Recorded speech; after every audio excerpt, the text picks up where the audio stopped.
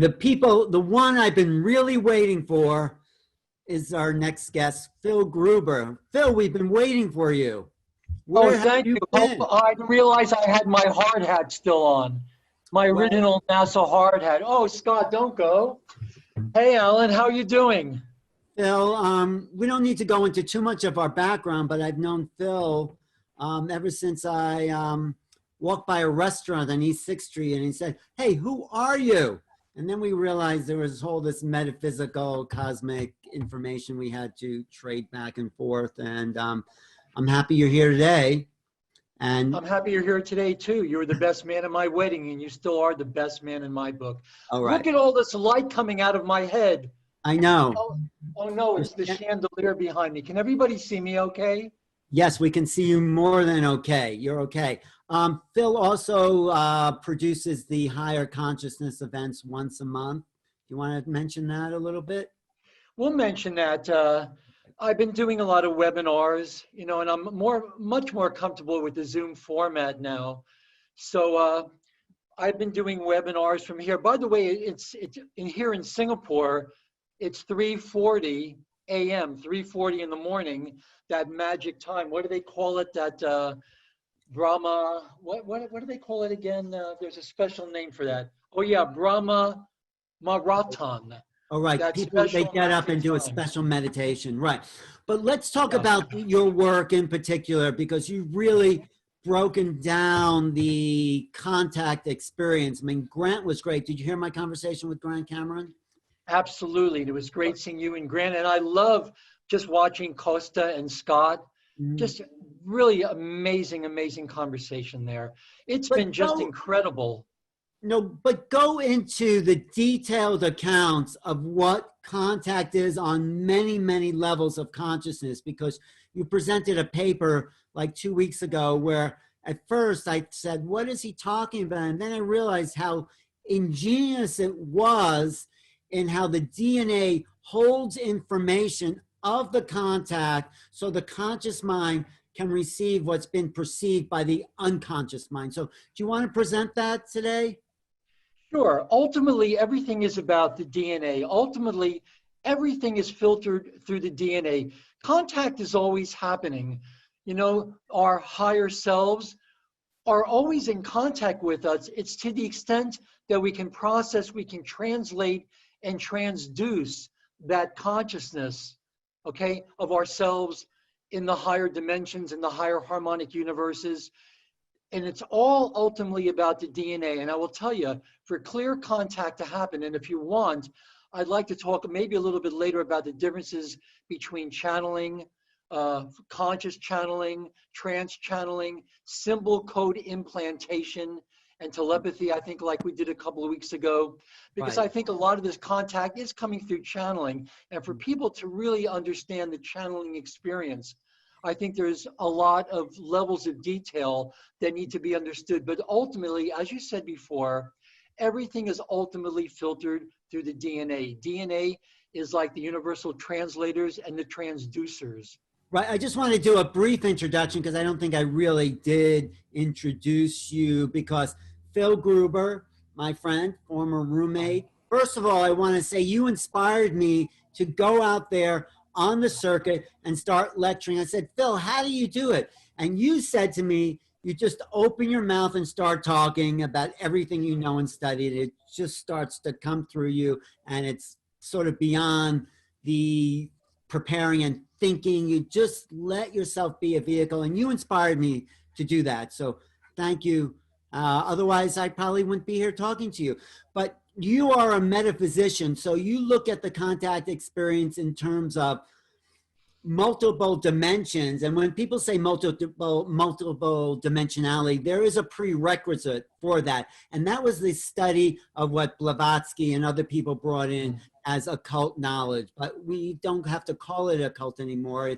It's really levels and levels of consciousness. So, but you're an occult metaphysician, basically, and you reference things through those levels of the unseen. Let's just call it that. And you're a Yeah, historian too. So, you know, you also left me your library. Thank you. The Fontanelli cathedral work and all that. yeah. So there is a prerequisite that Phil's in touch with for studying multidimensionality. It's not just something someone invented in the last 10 years. It's been around for centuries, for eons. And now we're languaging it in terms of popular culture. So, Phil, go into the study of the DNA, the activations, the metaphysical understanding Yeah, of who we are. I think it's an aspect of, there's the larger disclosure movement Yeah. where we're getting experiencers, abductees, contactees.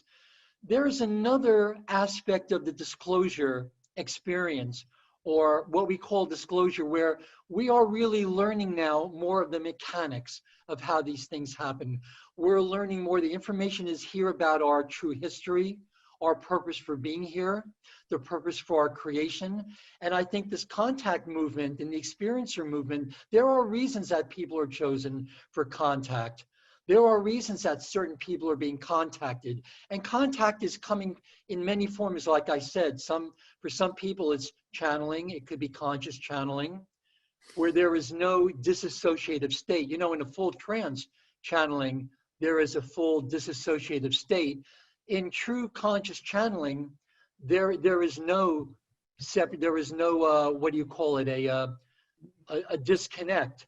Yeah, you're still Not the conscious. telepathy. The Yeah, and we'll personality is, talk about that in a minute. yeah. But in terms of disclosure, the knowledge is coming in. It's always been here, but it's come through certain people that have had direct contact experience, direct physical contact experience through childhood. It's actually a hallmark of certain types of indigos that we call the type 1s and the type 2s. And I'm sure a lot of people out there can relate to this, where there have been direct physical contact with representatives of elder races, even from childhood. There is a reason that contactees, for the most part, are chosen. And as you said before, or alluded to it, as everything about the DNA, you have to be connected with certain races, basically, even to be a candidate for contact. But I want to bring it back to the DNA and bring it back to my experience a little bit, so people can have an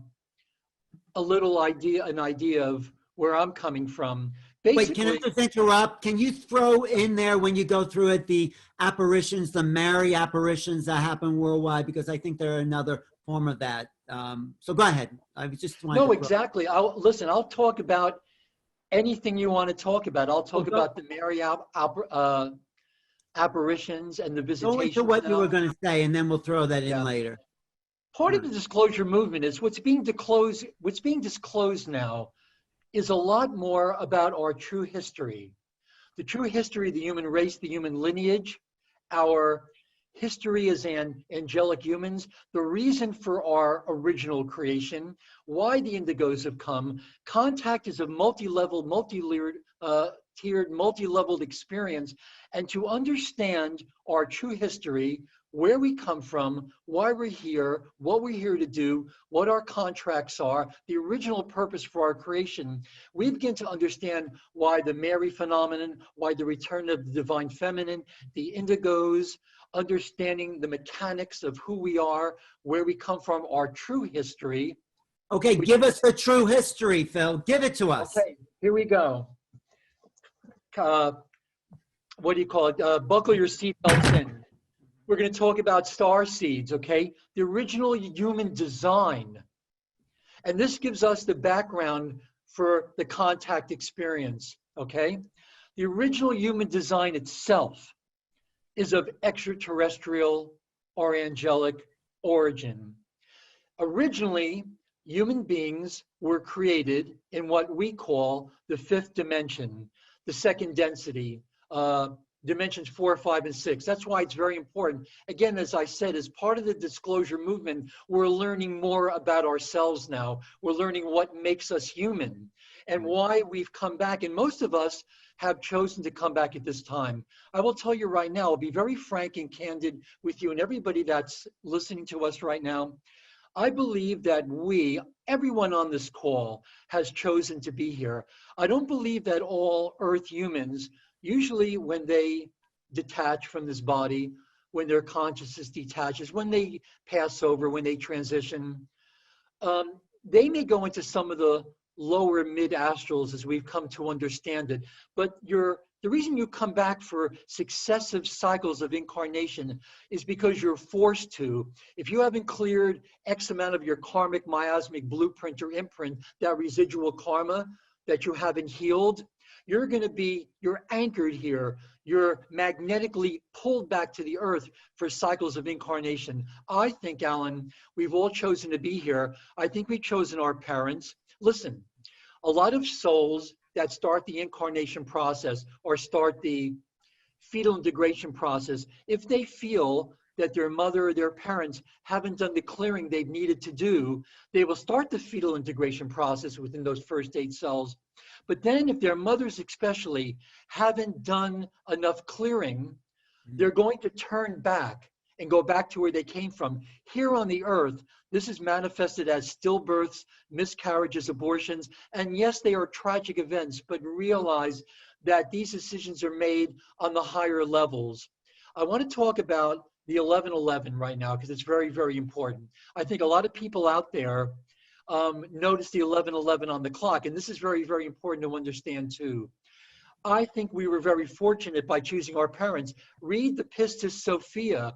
Jesus Christ himself talks about how he chose his mother. When we talk about the divine feminine movement, this is very, very, very important, and really raising or elevating the feminine back to her rightful place in the spiritual hierarchy. We're all Marys. We're all beloved of God. We're all beloved children. We're all very, very, very special. But here's the thing. I almost forgot what I was talking about because I'm so excited to be on this call. The Pistis Sophia, Jesus talks about how he chose his mother, how he chose Mother Mary. Bill Van Horn wants to know what happened. I'm going to tell you right now. Okay. Jesus said he scanned the world from the higher harmonics, okay? Jesus came, projected his consciousness out of a large collective, an avatar collective, maybe Sananda. Maybe Sananda, by the way, is in my way of thinking, is a large avatar collective. If someone claimed that they were channeling the whole collective known as Sananda, I think their head would explode. But Jesus, as many avatars, Buddhas, Bodhisattvas, past, present, future, have chosen, will choose, they have individuated out of large collectives of what we call an avatar, which is basically a large collective of hydroplasmic liquid light. To the earth, you project your consciousness through sets of interdimensional stargates, which are really sets of black and white holes. A lot of people understand what the black hole is. It's a magnetic vortex. It's a black hole. But you just don't stop there. You go out the electrical white hole. Not unlike our chakras, stargates are simply structures of energy that you use to travel from one dimension to another or from one harmonic universe to another. You go into the magnetic black hole, out the electrical white hole, into the next black hole, out the electrical white hole. There's a path of interdimensional stargates that a lot of us took to get here. And I will tell you that I do not think that a lot of us have come here as a result of past lives. Most of us, I think, and most of us that are on this call, and most of us that are really into this work, and God bless Neil and Scott and Deborah and you for helping to bring all this information out. That's what I meant about disclosure in the beginning. What's being disclosed now is not just the experience that we've had that have brought us to this place, but actually more of this science, the spiritual arts and science that we really need to understand, Alan, to understand the true nature and function of Ascension, what Ascension really is, multi-dimensional identity integration, what stargates really are, what our true history is. Jesus scanned the earth from a higher place. He said he was looking for a virgin. Now, what does that mean? Yes, in Aramaic and Proto-Aramaic, Canaanite, virgin can mean young girl or young lady, but what the virgin really means is a creative energy female that uses her thoughts in an innocent fashion. In other words, that uses her creative energy in a state of innocence. The thoughts are devoid of any disharmonies or distortions. In other words, he was looking for a mother that didn't have any karma. That's what virginity really, really means. And our return to innocence, I think you know this, Alan, our return to innocence is returning to that state where not only we can control our thoughts. Jesus, it would not have benefited him to be born through a mother that still had residual karma or miasmic load. To be birthed into that pattern, you would have had to spend your life looking for ways to heal your karma, and that's not what we're here to do. We'll talk about miasmic loads because a lot of people still have that and we're trying to detach from. So please. I believe that we're not here to heal our karma. We're here to fulfill our soul's purpose. And for most of us, I think our soul's purpose had already been fulfilled by our parents. I think we're here because of soul contracts. I think our parents may have been quote unquote soulmates. I think we're here to do much higher work. I think we're here to do here in the earth what angels are supposed to do, the work of angelics in the higher harmonics. We're here to fulfill avatar contracts. Yes, I'll get to the 11:11 in a second. So it would not have profited or benefited Jesus to be born through a mother that had not resolved all of her karma. He would have been disabled in some way, may not have been to fulfill his contract here. Some people feel that the higher contract wasn't able to manifest, but he was looking for a virgin. He was looking for a woman who used her thoughts in an innocent way. In other words, a woman that did not have any karma. And our return to innocence, our rebirth now, and birthing into this new age, is to find ways not just to clear our karma, because when you clear the karma, then the path is clear to fulfill your soul's purpose. We're not here. Yes, we're here to clear our karma, but that's not why we're here. We're here to fulfill our soul contracts. We're here to learn what Ascension is really about and our true history and the reason for contact. This all goes into the same pot. But we definitely need to clear our karma. Not only that we inherit not only from our parents and generations back, but also from parallel lives, our incarnational soul family. We come in with a lot of karma that's unresolved. And just think how much healing we can do if we heal ourselves of our karma. The lesson is only there for us to acknowledge what we need to heal. If you don't have the karma, you don't need the lesson anymore. And there are very, very powerful ways to heal all residual karma in what's called the miasmic imprint. Miasms are the crystallizations of disharmonic thoughts.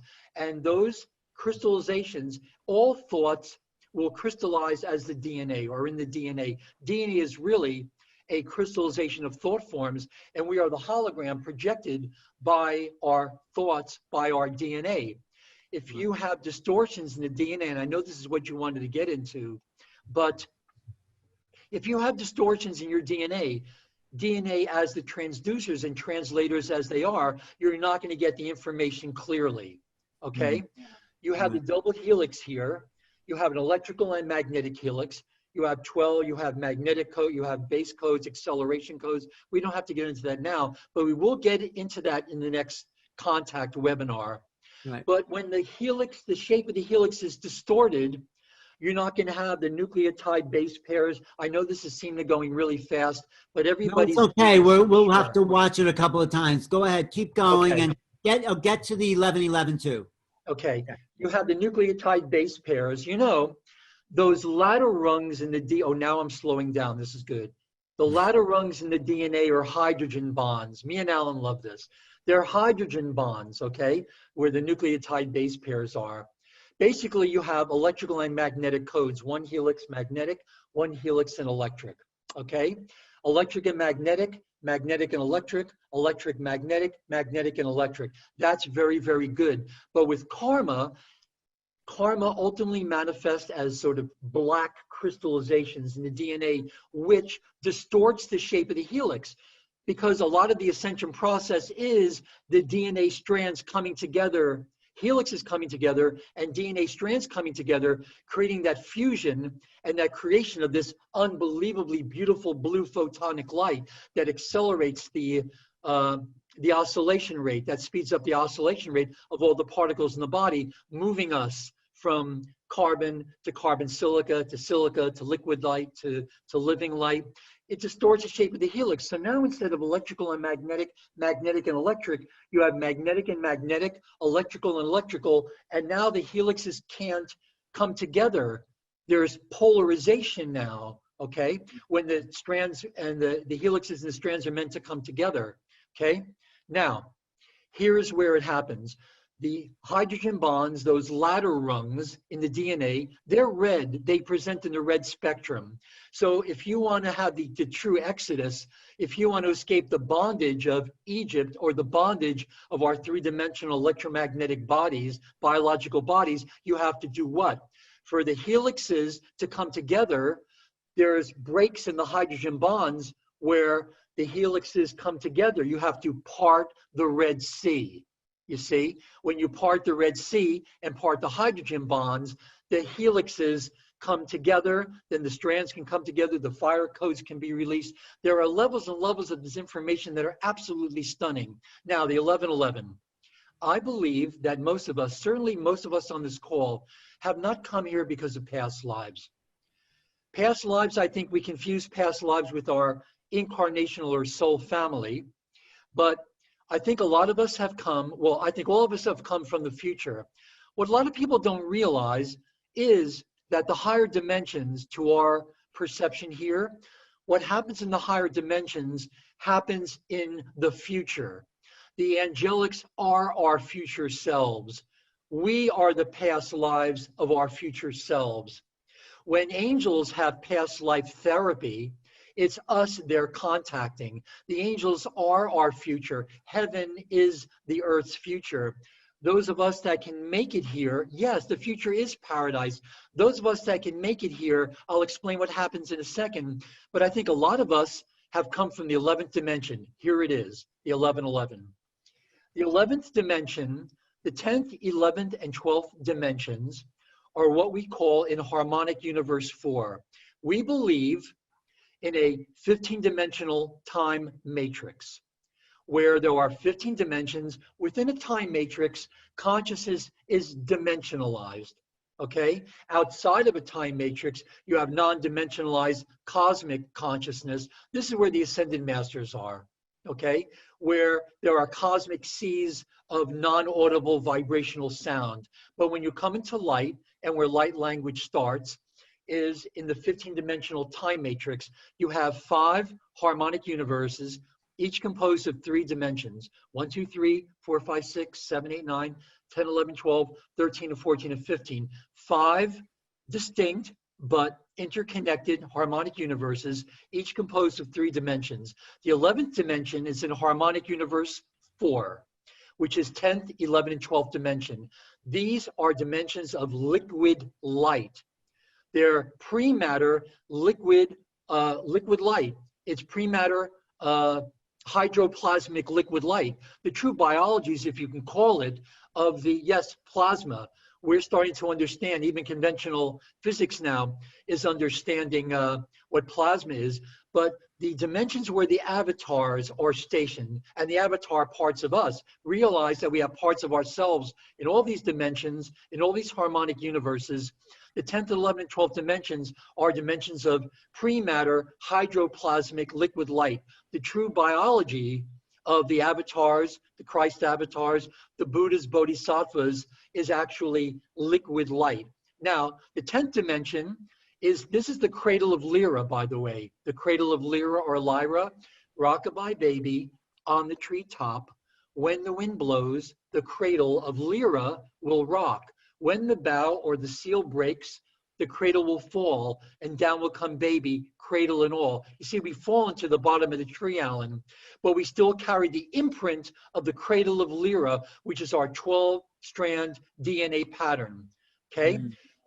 10th dimension is Lyra Vega, which is interesting because in the movie Contact with Jodie Foster, she goes and visits the vegans there, not to be confused with vegans.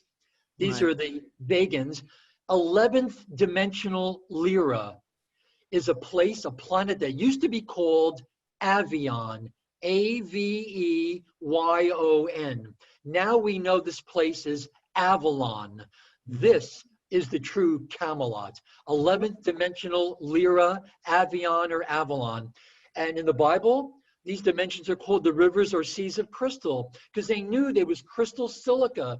It's pure liquid silica is what it is. Now, 11th dimensional Lyra Vega. 12th dimensional, I think it's a place called Aramatena, but we don't have to get into that. I'll talk how we break the bonds in a minute. And what the most powerful healing that I know is, I think that a lot of us that see the 1111 on the clock, we started this incarnational journey not from the past, but from the future, okay? We individuated out of avatar collectives. In other words, we started from avatar collectives, and we willed our consciousness to pass through all these interdimensional stargates to get here. So that's the first 11, is Lyra, Avalon, true Camelot, okay? The lowering of vibration was the first. So we started from ascension in a sense, and we're lowered ourselves into form from the 11th plane. Yeah, those of us that are in this specific incarnational journey, not from the past, we've come from the future, okay? And every time we're able to come here, we bring more of the future to bear here. We're here to bridge heaven and earth, earth's past and earth's future. Now, to get into incarnation on this planet, from wherever you've come from, higher dimensional star systems, it's important to understand that the Pleiades, Sirius, Orion, Andromeda, they exist within our three-dimensional time matrix here, our three-dimensional universe, but there are higher expressions of all these star systems. When people talk about the Pleiades, in my understanding, in my paradigm, we're talking about fifth dimension. Pleiades, fifth dimension, Sirius, sixth dimension. Contacts from the Pleiades are coming from the fifth dimension. Contacts from Sirius coming from the sixth dimension. Contacts from Arcturus, Arcturian intelligence, seventh dimension. Orion, Orionic consciousness, eighth dimension. Andromedan, ninth dimension. 10th, 11th, and 12th dimension, okay? That's coming from the Christ avatars, the Buddha, and the Bodhisattvas from the fourth harmonic universe. Remember, we cycle down from living light to liquid light. This is where light language begins, to pure etheric crystal consciousness, to semi-etheric, to carbon here. Now, I'm going really fast, I know. I'm going to slow down. I think you're planting seeds for people to just take in, maybe not understand, but plant the seeds of these higher octave thoughts, I would say. I think that, Neil, I think that you colluded to get me up at 3:40 in the morning. So I'd be in this exalted, elevated state now. That's right, because I don't usually see you in this state. That's right. Well, I don't know. We've lived together on and off. Well, keep going, because someone asked, is there any other way? So here we go. I want to finish the 1111. Yeah, go ahead, please. So we've come from the 11th dimension. To get into incarnation here on the earth, we have to pass through a huge stargate at Earth's core. This huge stargate at Earth's core is called the Halls of Amenti, the Flame of Amenti, the Gates of Paradise, St. Peter's Gate, the gates of heaven. And then you have to come through one of the Earth stargates that correspond to the interdimensional stargates before you go into start the process of fetal integration. So you've come from the 11th dimension, Lyra. I'll tell you how I know this in a minute. You go from Lyra, Avion, or Avalon through all these stargates, okay? You go through the Earth's core. This is really important understanding. You go through the Earth's core where you leave an imprint of your DNA. We'll get back to this in a minute. Everything begins to make sense. Then you go through one of the stargates that correspond to the 11th dimension. The 11th dimensional stargates on this planet, in my understanding, is the Vale of Pusey in England, in the UK, where a lot of the crop circles are, and I believe a lot of the crop circles are to expedite soul transit of souls into this planet. Some maybe not, but most of them, I think as Freddie understands, they will accelerate and facilitate travel through stargates. The Vale of Pusey in England, and in Ireland, a little island called the Isle of Eye. So you go from the 11th dimension, right? Lyra, Avion, through the stargates, through the Earth's core, either through the stargates that correspond to the 11th dimension in England or Ireland, and then you start the process of fetal integration. The reason why it's so important, you pass through Earth's core, you leave an imprint of your DNA. This is what I believe our greater mission is. We have that 12-strand DNA pattern. I think enough of us, now when Jesus incarnated here, when Mary Magdalene and all the Marys and all the Christ avatars and Buddhas and Bodhisattvas incarnated on this planet, they had to pass through the Earth's core also, and that interdimensional stargate, the fields of Amenti or the gates of paradise, and they left an imprint of their DNA. When enough of us, this is why the waves of indigos have come in. All the indigos had that 12-strand pattern, at least. That 12-strand pattern is the pattern of the original human race, the original Turanusian race, the original angelic human race. When enough of the indigos, and I think enough of us have been able to birth into this world and left an imprint of our 12-strand DNA, now all incoming souls have that 12-strand DNA pattern. It's not entirely activated, Alan. It's a potential that people can activate if they know how to do it. This is why when 1111 comes on the digital clock, we're coded with that 1111. This is my best interpretation and explanation of the 1111. And now I think people understand more about going through the Earth's core and leaving an imprint of your DNA. These waves of indigos, these most recent waves, the indigos have been coming in for hundreds of years. The psychics and clairvoyants began to notice them in the 70s because they had a DNA activation level where they could perceive those colors in the first place. They called them indigos, and now I think a lot of people don't know this, why we're called indigos in the first place. Yes, the children got noticed first because of their youth, their life force. The colors are more vital, more bright. But the reason the indigos, mainly the children, had that preponderance of indigo in their auras is because they had parts of the 6th strand activated.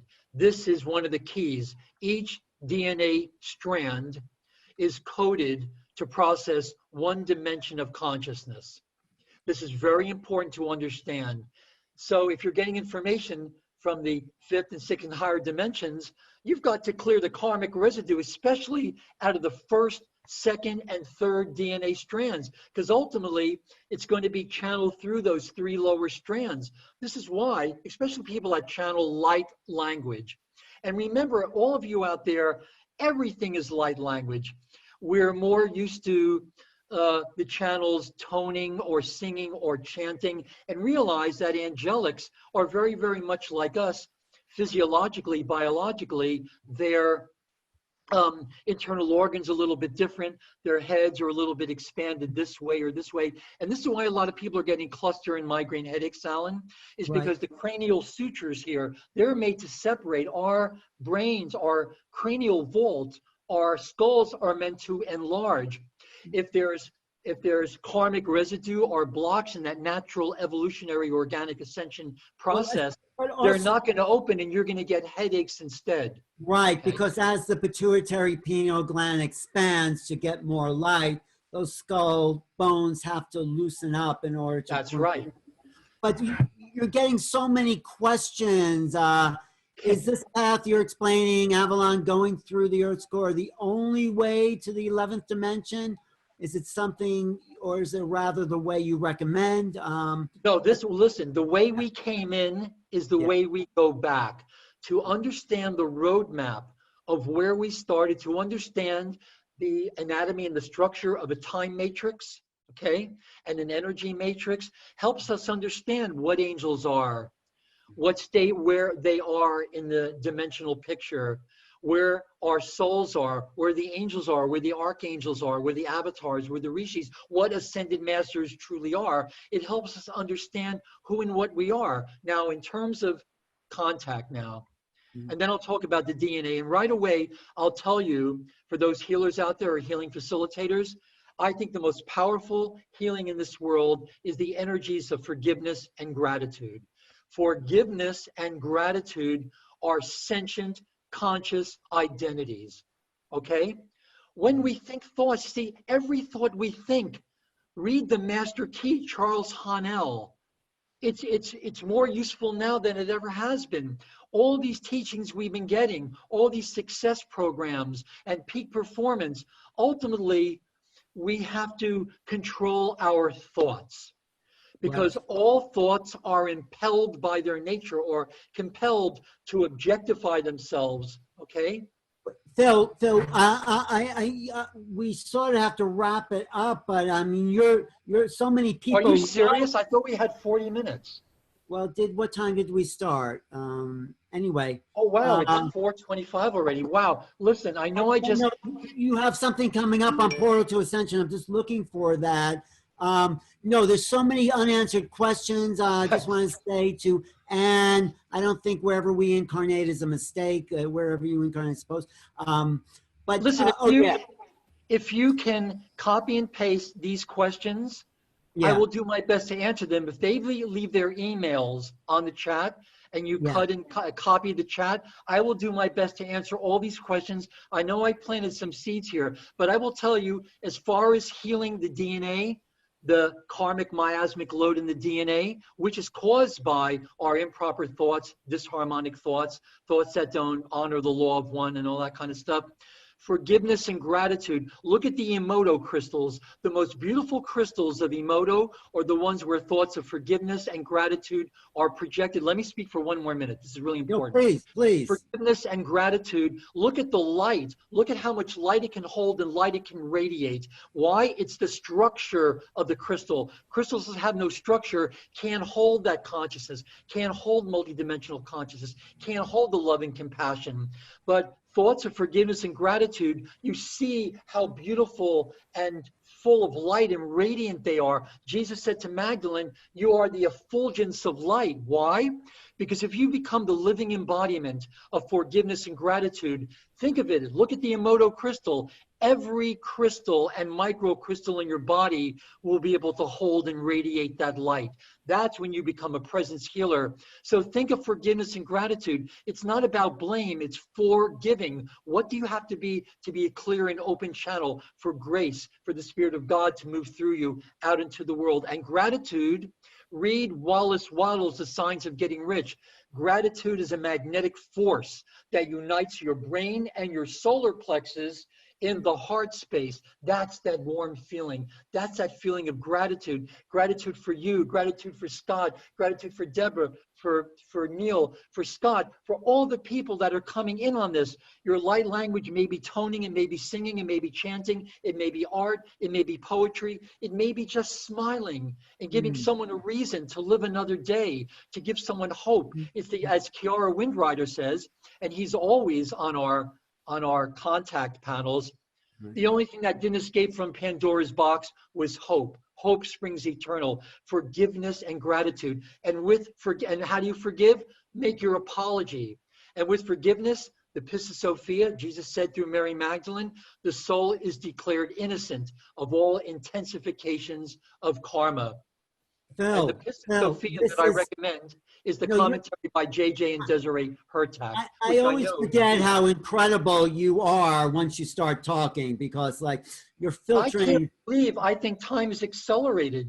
Whenever It did we're accelerate. together. But Neil is producing a big event for you called Visitors to a Small Planet, where you're going to do 3 hours of this type of deep downloaded information. We didn't even get to the digital contact. That is March 21st, 2020. Go to Portal to Ascension, Visitors to a Small Planet. Also, me and you, Phil, are doing in October 20th. We are doing Dynamic Duo. It's going to be Tuesday, October 20th. Yes. What are we doing? doing? At 7:30 p.m. Central Time.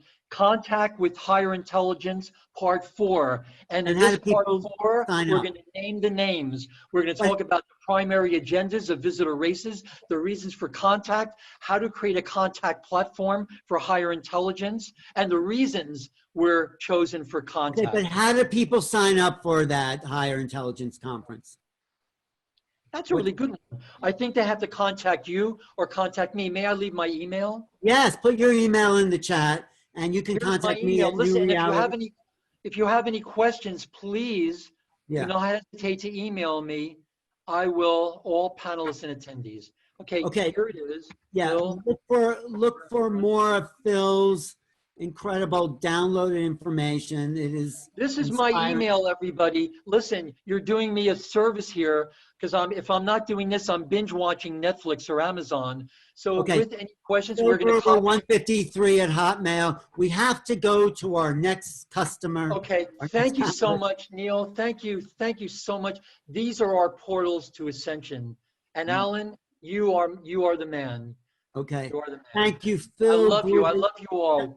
Thank you so much. I'm Phil, going back to sleep now. okay, you're incredible though. People are so inspired. Just look at the chat before you go to sleep and see how Okay. much people want this I will information. try to answer the questions as many as I can. Leave your emails so I can answer the questions or email me. Thank you Okay, so much. God bless each and every one of you. Thank you. thanks, Phil. Come back.